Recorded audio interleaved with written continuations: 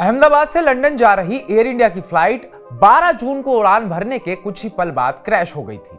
इस भयानक हादसे में एक यात्री को छोड़कर विमान में सवार सभी लोगों की मौत हो गई थी। इसी के बाद संसद की एक समिति ने भारत की एविएशन सुरक्षा व्यवस्था पर कड़ी चेतावनी दी है। समिति ने कई बड़ी खामियों की ओर इशारा करते हुए तुरंत सुधार की जरूरत बताई है। नमस्कार, मैं उत्कर्ष प्रताप सिंह और आप देख रहे हैं TV9 भारतवर्ष। परिवहन, पर्यटन और संस्कृति से जुड़ी स्थायी समिति, जिसकी अध्यक्षता जेडीयू के राज्यसभा सांसद संजय कुमार झा कर रहे हैं, इस समिति ने संसद में अपनी रिपोर्ट पेश की है। इस रिपोर्ट में एयर इंडिया के AI-171 विमान में हुए हादसे का नाम नहीं लिखा गया है, लेकिन बैठक के दौरान सांसदों ने इस हादसे पर चर्चा की और एयरक्राफ्ट एक्सीडेंट इन्वेस्टिगेशन ब्यूरो यानी कि AAIB के अधिकारियों को बुलाकर रिपोर्ट में देरी और जांच में तालमेल की कमी पर सवाल किए।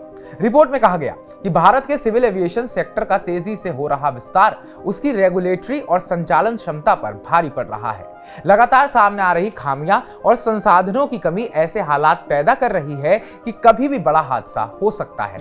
समिति ने चेतावनी दी कि 2030 तक जब भारत में हवाई यात्रियों की संख्या 300 मिलियन सालाना पार कर जाएगी, तब बिना सोचे समझे बेड़े का विस्तार, थके हुए कर्मचारी, अधूरी सुरक्षा व्यवस्थाएं और पुराना बुनियादी ढांचा मिलकर भविष्य में और गंभीर हादसों का जिम्मेदार बन सकता है।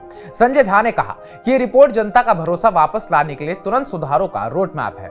बैठक के दौरान सांसदों ने AAIB से यह भी पूछा कि आखिर AI-171 की प्राथमिक रिपोर्ट में देरी क्यों हुई और पहले दिए गए सुरक्षा सुझावों पर कार्रवाई क्यों नहीं की गई। रिपोर्ट का सबसे अहम हिस्सा भारत के मुख्य एविएशन रेगुलेटर DGCA की कड़ी आलोचना है। रिपोर्ट में DGCA की आलोचना की गई है। समिति ने चेतावनी दी है कि DGCA में कर्मचारियों की भारी कमी है, जिसकी वजह से वो अंतर्राष्ट्रीय जिम्मेदारियों को पूरा करने में नाकाम हो सकता है और अगर तुरंत भर्तियां नहीं हुई तो भविष्य में अंतर्राष्ट्रीय नागरिक उड्डयन संगठन यानी कि ICAO की ऑडिट में फेल होने का खतरा है। 1063 स्वीकृत पदों में से सिर्फ 553 पद भरे गए हैं। करीब 45% तकनीकी कर्मचारी प्रतिनियुक्ति यानी कि डेप्यूटेशन पर हैं, जिससे कर्मचारियों पर लगातार बदलाव होता है। साथ ही इससे रेगुलेटरी कामकाज की जो निरंतरता है वो भी टूट रही है। भारत की ताजा ICAO ऑडिट रिपोर्ट ने भारत को ग्लोबल एवरेज से नीचे रखा है, यानी सुरक्षा निगरानी में हमारी स्थिति काफी कमजोर है। समिति ने चेतावनी दी है कि अगर सुधार नहीं हुआ तो भारत पर इंटरनेशनल लेवल पर हवाई उड़ानों पर पाबंदियां लग सकती हैं, जिससे देश के बढ़ते एविएशन बाजार पर सीधे असर हो सकता है। हालांकि समिति ने एक बार फिर अपनी मांग को दोहराया कि DGCA को पूरी प्रशासनिक और वित्तीय स्वतंत्रता दी जाए और भर्ती प्रक्रिया को UPSC से अलग किया जाए। समिति ने अपनी रिपोर्ट में खास तौर पर एयर ट्रैफिक कंट्रोल ऑफिसर्स यानी कि ATCOs पर ध्यान दिया है। साथ ही चेतावनी दी है कि कंट्रोलरों का थका हुआ होना हवाई सुरक्षा के लिए सीधा और लगातार खतरा बन रहा है। समिति के सामने रखे गए सबूतों से पता चला कि दिल्ली, मुंबई, बेंगलुरु और हैदराबाद जैसे व्यस्त हवाई अड्डों पर ATCOs को अक्सर बहुत लंबे और थकाऊ शिफ्ट में काम करना पड़ता है। कई एयरपोर्ट्स पर रात में कर्मचारियों की कमी की वजह से अलग अलग सेक्टरों को जोड़कर एक साथ चलाया जाता है, जिससे बचे हुए कंट्रोलों पर ज्यादा दबाव बढ़ जाता है। रिपोर्ट में हर एयरपोर्ट पर स्टाफिंग का व्यापक ऑडिट करने और ATC प्रशिक्षण क्षमता को बड़े स्तर पर बढ़ाने की जरूरत पर भी जोर दिया गया है। अभी के हालात ये हैं कि ट्रेनिंग सेंटर में एक समय पर सिर्फ 210 अधिकारियों को ही जगह मिलती है, जिसकी वजह से नए चयनित उम्मीदवारों की तैनाती से पहले कई महीने इंतजार करना पड़ता है। रिपोर्ट में DGCA की सुरक्षा निगरानी में एक बड़ी कमी को उजागर किया गया है। अप्रैल 2025 तक 3747 सुरक्षा खामियां अब भी ठीक नहीं की गई थी। इनमें से 37 लेवल 1 खामियां हैं जो तुरंत सुरक्षा जोखिम पैदा करती हैं। समिति ने DGCA के रवैये की आलोचना करते हुए कहा कि उसकी कार्रवाई केवल औपचारिक प्रक्रिया बनकर रह गई है। अगर सख्ती नहीं दिखाई गई तो सुरक्षा जांच का असली मकसद ही खत्म हो जाता है। रिपोर्ट में हेलीकॉप्टर्स हादसों का भी जिक्र किया गया है।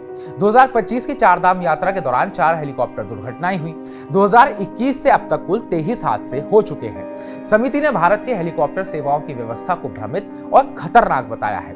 समिति ने सिफारिश की है कि सभी हेलीकॉप्टर्स ऑपरेशंस को एक राष्ट्रीय फ्रेमवर्क के तहत केंद्र की सख्त निगरानी में लाया जाए। पहाड़ी इलाकों में उड़ान भरने वाले पायलटों के लिए स्पेशल ट्रेनिंग और सर्टिफिकेशन जरूरी हो।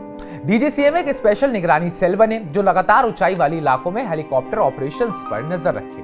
रिपोर्ट में भारत की विदेश पर निर्भरता को लेकर भी बात की गई है। रिपोर्ट में कहा गया है कि भारत अभी 85% विदेशी MRO यानी कि मेंटेनेंस, रिपेयर और ओवरहॉल सुविधाओं पर निर्भर करता है।